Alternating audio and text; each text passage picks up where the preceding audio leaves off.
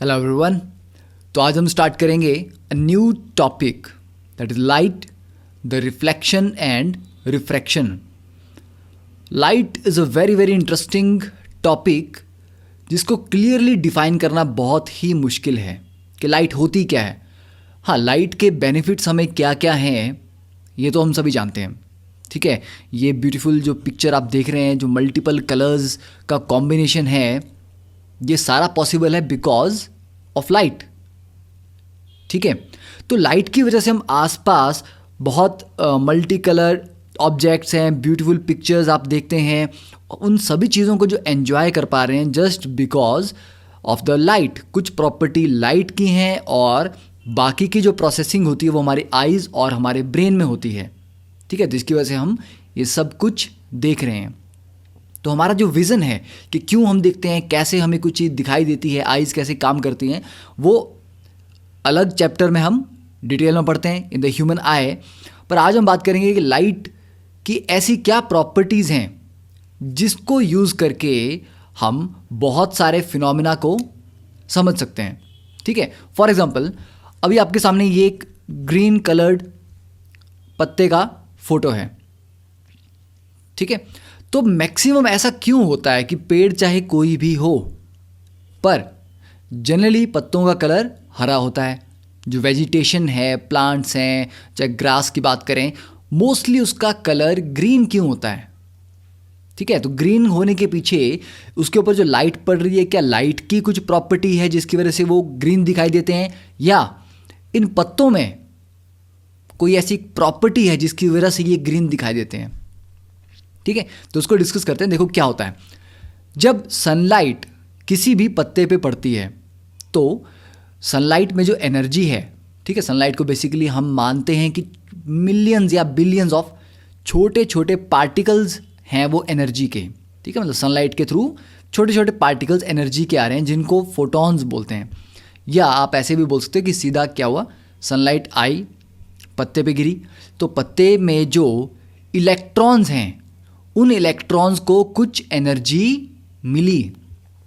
तो sunlight falls on the leaf and gives energy to zillions of electrons in the molecular structure of leaf.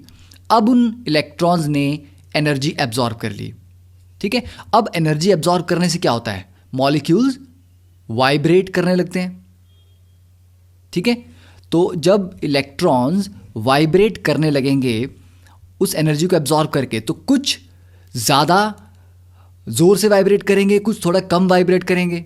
ठीक है, तो उनकी vibration में थोड़ा बहुत डिफरेंस रहता है। अब वाइब्रेट करते हुए ये इलेक्ट्रॉन फिर से एनर्जी लूज़ करते हैं। तो सन से एनर्जी ली, रेज से वाइब्रेशन हुई, वाइब्रेशन से फिर से एनर्जी एमिट कर दी, बाहर निकाल दी।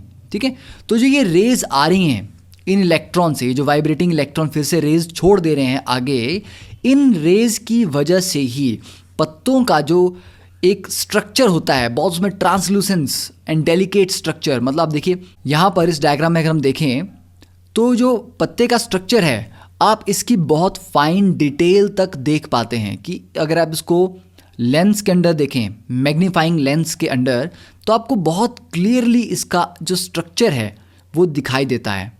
ठीक है, ट्रांसलूसेंस है, ये लाइंस पड़ रही हैं, लाइंस के बीच में भी और स्ट्रक्चर्स हैं, तो इतना सब कुछ आप देख पा रहे हैं।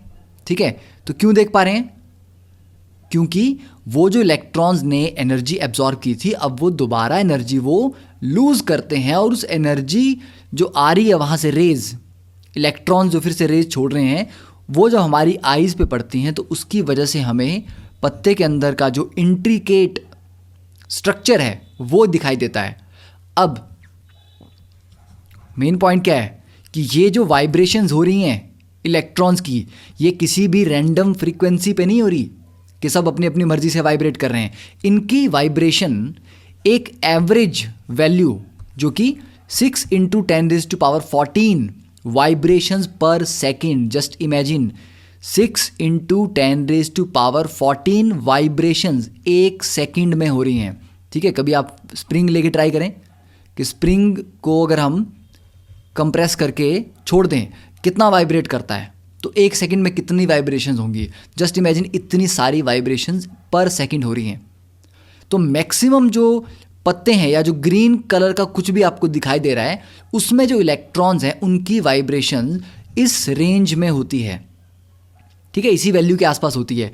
यही रीज़न है कि आपको वो चीज़ ग्रीन दिखती है। तो कोई भी चीज़ जो आपको ग्रीन दिख रही है, इसका मतलब क्या है? अगर वो एनर्जी एब्जॉर्ब कर रही है तो उसके इलेक्ट्रॉन इस फ्रीक्वेंसी के आसपास वाइब्रेट कर रहे होंगे। तो ये रीज़न है कि सभी पत्तों के इलेक्ट्रॉन्स जनरली इसी फ्रीक्वेंसी पे या इसी फ्रीक्वेंसी के आसपास की फ्रीक्वेंसीज पे वाइब्रेट करते हैं, इसीलिए वो ग्रीन दिखते हैं, ठीक है। तो नेक्स्ट अब हम बात करते हैं लाइट होती क्या है। तो लाइट के बारे में बोला जाता है कि light is the only thing we can really see. मतलब आपको जो भी दिखाई दे रहा है, आपको चीज़ें तो नहीं दिखाई दे रही, आपको जो दिखाई दे रहा है दैट इज़ लाइट। अब जैसे कि आपके इस रूम में आसपास बहुत सारे ऑब्जेक्ट्स होंगे, हो सकता है कुछ बुक्स हों, ठीक, कोई और ऑब्जेक्ट है, कोई शोपीस पड़ा हुआ है, चेयर्स हैं। तो मैं आपको पूछ रहा हूँ अभी आपको क्या दिखाई दे रहा है? तो आप बोलोगे हमें चेयर्स भी दिखाई दे रही हैं, टेबल दिखाई दे रहा है, कुछ ऑब्जेक्ट्स रखे हैं, आपका मोबाइल पड़ा है, कंप्यूटर की स्क्रीन होगी। तो क्या आपको ये चीज़ें दिखाई दे रही हैं या आपको लाइट दिखाई दे रही है? तो मुझसे पूछोगे तो आपको लाइट दिखाई दे रही है। क्यों? क्योंकि अगर अभी सारी की सारी लाइट इस रूम में ऑफ कर दी जाए, बिल्कुल डार्क कर दिया जाए, तो क्या आपको चीज़ें दिखाई देती हैं? नहीं, कुछ नहीं दिखेगा। तो मतलब जब लाइट ही नहीं है तो आप कुछ नहीं देख पा रहे। तो जो आप देख पा रहे हो वो चीज़ें नहीं है, वो लाइट है जो उन चीज़ों से रिफ्लेक्ट होके आपकी आईज पे पड़ती है, ठीक है। अब अगर रूम में जो आपके नॉर्मल बल्ब्स हैं जो वाइट लाइट एमिट करते हैं, मैं ऐसा बल्ब लगा दूं जो रेड लाइट एमिट करता हो या ग्रीन करता हो या ब्लू करता हो, तो क्या आपको चीज़ों के कलर वैसे दिखेंगे? ठीक है, कभी आपने मूवीज़ में देखा होगा कि डिस्को में कोई जा रहे हैं, ठीक है, और वहाँ पर मल्टी कलर लाइट्स लगी हैं, कोई ग्रीन लाइट है, रेड है, अलग अलग है। तो कभी कोई कैसा दिख रहा है, कभी कोई कैसा दिख रहा है, क्योंकि लाइट्स किस कलर की किसी सरफेस पे पड़ती हैं उससे उस सरफेस का कलर डिसाइड होता है। अगर आप एक रोज़ को, ठीक, अब रोज़ तो रेड होता है, रेड रोज़ की बात कर रहा हूँ, रेड रोज़ को वाइट लाइट में देखते हो तो वो रेड दिखता है, ठीक है। उसी को अगर आप ग्रीन लाइट में देखोगे तो वो ब्लैक दिखेगा। तो जो रेड है वो रोज़ की प्रॉपर्टी है या वो लाइट की प्रॉपर्टी है? वो एक्चुअली दोनों की प्रॉपर्टी है, ठीक है। तो हम जो देख रहे हैं वो लाइट है जो रिफ्लेक्ट होके, ठीक है, या तो रिफ्लेक्ट होके आ रही है या ट्रांसमिट होके आ रही है किसी चीज़ के थ्रू, जिसकी वजह से हमें उनका कलर या उनकी शेप दिखाई देती है। तो हम चीज़ों को नहीं देखते, हम चीज़ों से आने वाली लाइट को देखते हैं। पर लाइट होती क्या है? अब इस क्वेश्चन का आंसर देने के लिए मैं आपको एक सिचुएशन देता हूँ, ठीक है। जस्ट इमेजिन कि आपके इस रूम में अगर आज तक जितने भी फेमस फिजिसिस्ट हुए हैं उन सबको बिठा दिया जाए, Maxwell, Galileo, Newton, Einstein, Niels Bohr, ठीक है, और भी बहुत सारे, इनको बिठा के अगर इन सभी से यही क्वेश्चन पूछा जाए कि व्हाट इज़ लाइट, तो आपको क्या लगता है कि ये सभी सेम आंसर देंगे? कि इन सबको तो पता होना चाहिए, ये इतने फेमस साइंटिस्ट हैं, इतने हाईली एस्टेब्लिश्ड साइंटिस्ट रहे हैं, तो इनको तो पता होना चाहिए कि लाइट क्या है और इन सब का आंसर बिल्कुल सेम होना चाहिए। पर इन सभी का आंसर ऑलमोस्ट डिफरेंट होगा। क्यों? क्योंकि ये सभी अलग अलग समय के साइंटिस्ट रहे हैं, फिजिसिस्ट रहे हैं। उस समय साइंस ने कितनी डेवलपमेंट की थी, क्या क्या चीज़ें डिस्कवर कर ली थी, तो उस समय के हिसाब से लाइट को कैसे डिफाइन किया जाता था वो डिफरेंट है। आज हम कितनी डेवलपमेंट कर चुके हैं उसके अकॉर्डिंग हम लाइट को किस तरह से डिफाइन करते हैं वो डिफरेंट है। तो हर फिजिसिस्ट के टाइम में डिस्कवरी जो हुई थी या उन्होंने जिस चीज़ पे काम किया उसके बेस पे उनका आंसर डिसाइड होगा, ठीक है। तो अभी भी हम एग्जैक्टली नहीं जानते कि लाइट क्या है, बिल्कुल एग्जैक्टली पूछा जाए हम नहीं जानते लाइट क्या है। हाँ, सोर्स ऑफ लाइट क्या है? सनलाइट है, प्राइमरी सोर्स सन है, सेकेंडरी सोर्स हमारा जो एटमॉस्फेयर है उससे रिफ्लेक्ट होने वाली तो एटमॉस्फेयर इज द सेकेंडरी, ठीक है, जो स्काई आपका है। और लाइट को हम ये बोलते हैं कि लाइट का ओरिजिन हमें पता है कि it originates from the accelerated motion of electrons. कोई भी चार्ज्ड पार्टिकल या इलेक्ट्रॉन जब एक्सेलरेट करके मूव कर रहा होता है, उसकी एक्सेलरेशन से ही लाइट ओरिजिनेट होती है। तो लाइट बेसिकली क्या है, इट्स एन इलेक्ट्रोमैग्नेटिक वेव। तो ये एक इलेक्ट्रोमैग्नेटिक वेव है, पर एग्जैक्टली क्या है हम नहीं जानते। कुछ लोग बोलते हैं light is a wave, light is a particle, दोनों हैं, ठीक है। तो लाइट का डेफिनेशन इसमें बहुत ज़्यादा डिटेल में नहीं जाएंगे, हम फोकस करेंगे कि लाइट की प्रॉपर्टीज़ क्या क्या हैं और उन प्रॉपर्टीज़ को पढ़ के हम किन किन इफ़ेक्ट्स को या फिनोमेना को अपने आसपास एक्सप्लेन कर सकते हैं, ठीक है। तो बेसिक बात करें कि अगर हम कॉमन ऑप्टिकल फिनोमेना, आसपास जो चीज़ें हो रही हैं, शैडो कैसे बनती है चीज़ों की, ठीक है, इनको अगर हम कॉमन फिनोमेना ऑब्जर्व करें तो एक चीज़ तो हम पक्का बोल सकते हैं, that light travels in straight line, ठीक है। और ये तो आपने जूनियर क्लासेस में पढ़ा भी होगा कि लाइट स्ट्रेट लाइन में ट्रेवल करती है। तो अब स्टार्ट करते हैं with the reflection of light. तो रिफ्लेक्शन के बेसिक कॉन्सेप्ट आपने जूनियर क्लासेस में ऑलरेडी पढ़ रखे हैं। जब भी किसी सरफेस पे लाइट रेज गिरती हैं तो कुछ डायरेक्टली रिफ्लेक्ट हो जाती हैं, ठीक है, कुछ उसमें एब्जॉर्ब भी होती हैं, और अगर वो एक ट्रांसपेरेंट मटेरियल है तो कुछ उसके थ्रू क्रॉस करके आगे निकल जाती हैं। तो जो भी रे एब्जॉर्ब होती है हम उसको अभी कंसीडर नहीं करेंगे, ठीक है। तो अगर हम किसी शाइनी सरफेस की बात करें, बिल्कुल पॉलिश्ड, जैसे मिरर होता है, तो मिरर पे जब भी कोई लाइट गिरती है तो लाइट क्या करती है, एग्जैक्टली एक पर्टिकुलर एंगल पे रिफ्लेक्ट होती है। जैसे ये अगर एक लाइट सोर्स है यहाँ पे, तो यहाँ से कोई रे इस तरह से मिरर पे आई, अब ये रिफ्लेक्ट होगी। अब रिफ्लेक्ट कैसे होगी, देखिए, रिफ्लेक्शन को समझने के लिए हमें पहले एक नॉर्मल इस पे ड्रॉ करना पड़ेगा, ठीक है। Normal means perpendicular. तो जिस पॉइंट पे रे मिरर के सरफेस को टच करती है वहां से एक परपेंडिकुलर ड्रॉ करना है आपने, हमेशा जिस सरफेस से रिफ्लेक्शन हो रही है उससे। अब ये जो एंगल है इस परपेंडिकुलर के साथ इंसिडेंट रे का, this is the incident ray, तो ये हो गया एंगल ऑफ इंसिडेंस। अब जब रे रिफ्लेक्ट करके बाहर जाएगी तो उतने ही एंगल से वो डिफ्लेक्ट भी होती है, ठीक है। तो हम बोलते हैं कि जो भी एंगल ऑफ इंसिडेंस होगा वही एंगल ऑफ रिफ्लेक्शन भी होगा, ठीक है। तो इस तरह से हम ड्रॉ कर सकते हैं। तो ये जो एंगल है दिस इज आर, तो आई इज इक्वल टू आर, तो ये तो आपने ऑलरेडी पहले पढ़ा हुआ है। अब यहां पे जो सरफेस है वो बिल्कुल शाइनी स्मूथ सरफेस है, this is called regular reflection और स्पेक्युलर रिफ्लेक्शन, ठीक है, चाहे इसको रेगुलर रिफ्लेक्शन बोलिए या स्पेक्युलर रिफ्लेक्शन बोलिए। Now this picture clearly defines कि रिफ्लेक्शन क्या होती है। यहाँ पर दो ग्लासेस रखे गए हैं एक बिल्कुल शाइनी सरफेस पे, ठीक है। तो इनकी जो रिफ्लेक्शन है that is very much accurate, बहुत क्लियर यहाँ पर हम इनकी इमेज देख सकते हैं।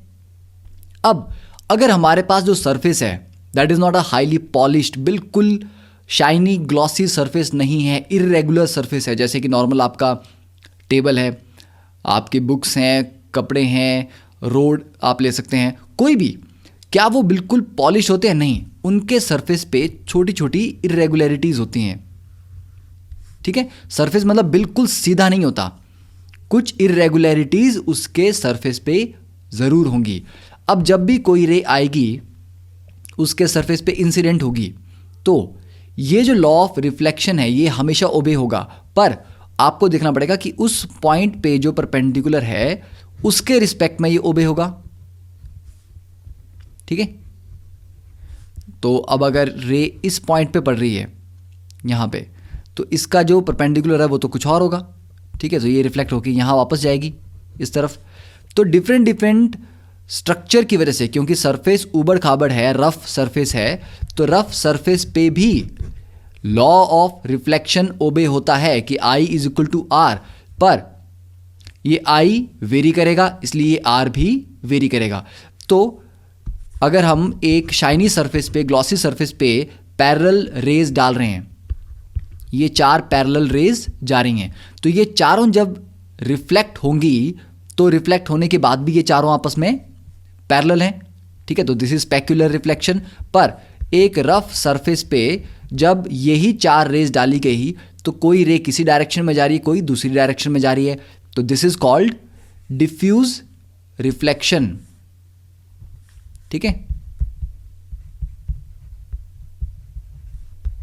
Diffused reflection and this is specular reflection.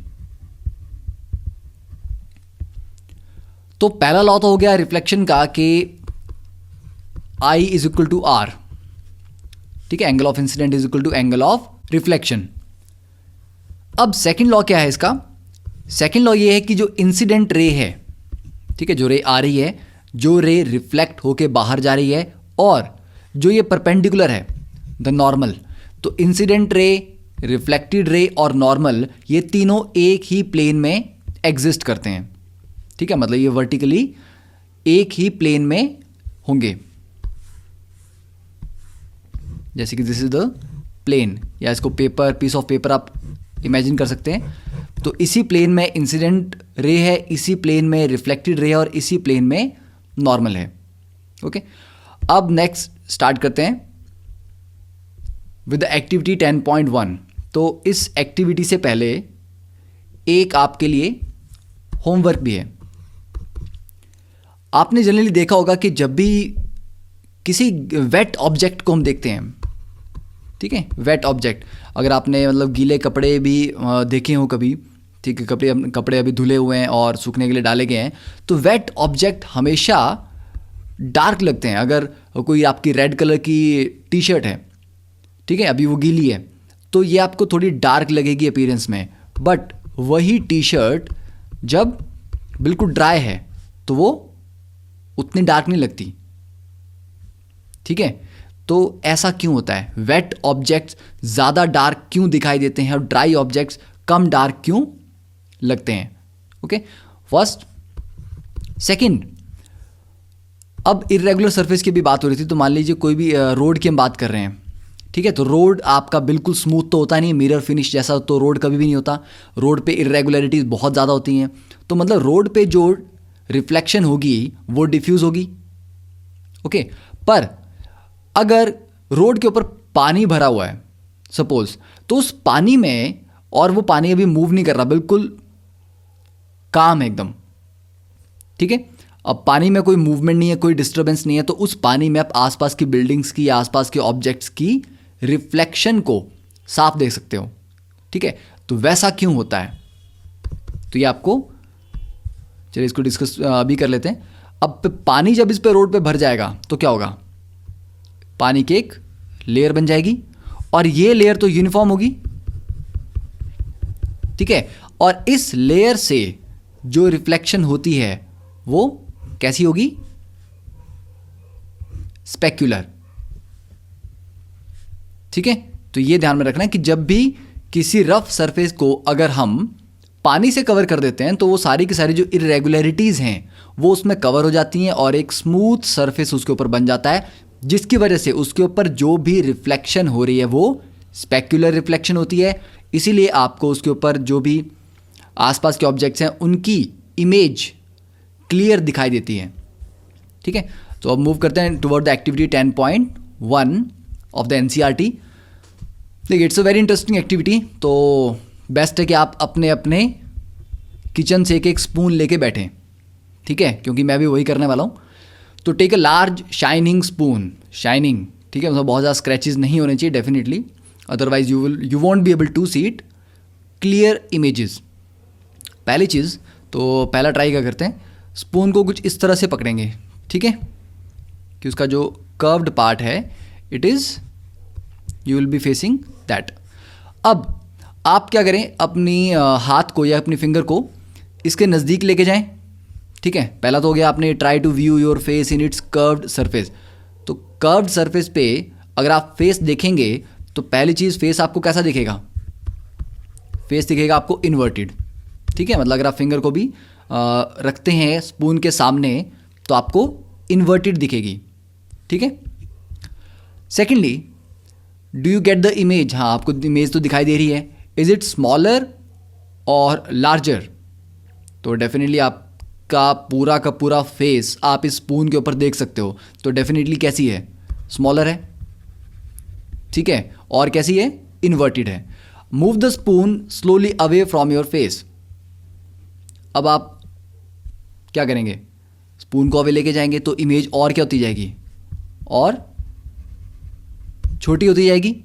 ठीक है, तो observe the image, how does it change, it becomes even smaller. Now reverse the spoon. अच्छा, एक चीज़ ध्यान में और भी रखनी है कि जब आप स्पून को अपने फेस से दूर लेके जा रहे हैं तो अभी भी वो इन्वर्टेड ही है। ठीक है, अभी भी इन्वर्टेड है, दूर लेके जा रहे हैं, पर ट्राई करो अपनी फिंगर को स्पून के बहुत नज़दीक लेके जाओ। ठीक है, स्पून के बहुत नज़दीक।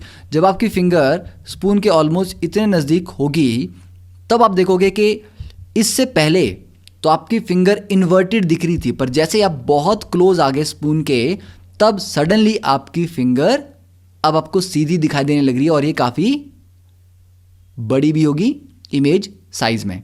ठीक है, तो अब आपको जो इमेज है वो इन्वर्टेड की जगह इरेक्ट दिखेगी, मतलब सीधी इमेज दिखेगी, पर ये होगा बहुत क्लोज इस कंडीशन में।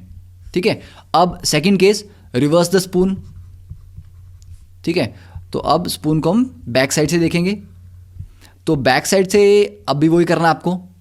पहली चीज़, अब आपको अपना जो फेस है वो कैसा दिख रहा है, छोटा दिख रहा है, बड़ा दिख रहा है, ऑब्वियसली छोटा ही दिखेगा। ठीक है, पर प्रीवियस केस से इस केस से ज़्यादा छोटा दिखाई दे रहा है या इस केस से बड़ा दिखाई दे रहा है, तो ऑलमोस्ट थोड़ा छोटा ही दिखाई दे रहा है। ठीक है, सेकेंडली अब आप स्पून को धीरे धीरे या अपनी फिंगर को स्पून के क्लोज लाओ और दूर लेके जाओ। क्या होगा, क्लोज लाओगे तो इमेज धीरे धीरे बड़ी होती जाएगी, और दूर लेके जाओगे तो इमेज छोटी होती जाएगी, पर कभी भी ऐसा नहीं होगा। पहली चीज़, आपको जो इमेज दिख रही है वो इन्वर्टेड नहीं है, it is erect not inverted. ठीक है, पहली चीज़, आपकी फिंगर चाहे नज़दीक हो स्पून से या दूर जाएगी, इमेज कभी भी उल्टी नहीं होगी, पहली चीज़। और जैसे जैसे आपकी दूर जाएगी फेस से स्पून को, ऑब्वियसली जो इमेज है उसका साइज़ छोटा होता जाएगा। अब इन कैरेक्टरिस्टिक्स को कंपेयर करना है, compare the characteristics of the two images on the two surfaces. तो अब देखेंगे हम कि ये जो सिनेरियो है इन दो केसेस में, क्योंकि ये स्पून कैसे काम कर रहा है इस टाइम, एक कॉनकेव मिरर की तरह काम कर रहा है। ठीक है, और ये वाला सरफेस कैसे काम कर रहा है इस टाइम, कॉन्वेक्स मिरर की तरह काम कर रहा है। तो अब हम देखेंगे कि कॉनकेव और कॉन्वेक्स मिरर में कैसे हम बहुत दूर से इमेज लें किसी ऑब्जेक्ट की, उसको नज़दीक लाते जाएं तो इमेज छोटी होती है, बड़ी होती है, क्या होता है। ठीक है, वर्चुअल इमेज बनती है, रियल बनती है, इन्वर्टेड होती है या इरेक्ट होती है। तो ये सारे के सारे फिनोमेना अब हम डिस्कस करेंगे इन द स्फेरिकल मिरर्स।